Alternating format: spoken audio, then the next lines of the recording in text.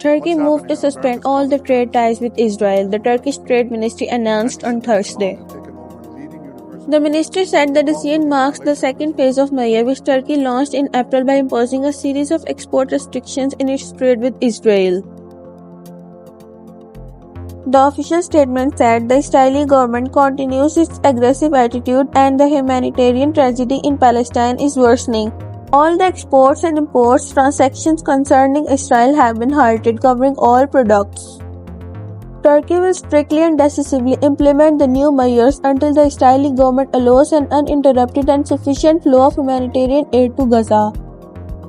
Israeli Foreign Minister Israel Katz separately said that Ankara had also started to block Israeli imports and exports at Turkish ports. He also called Erdogan a dictator. Last year, the trade between two countries was $6.8 billion. Turkey imposed trade restrictions on 54 product groups in April. Turkish Foreign Minister announced that his country would also join South Africa's case against Israel at the International Court of Justice. However, it is not clarified that Turkey's moves also involves the blockage of third country trade with Israel, which includes Azerbaijani oil exports to Israel through Turkey's Mediterranean port of Ceyhan.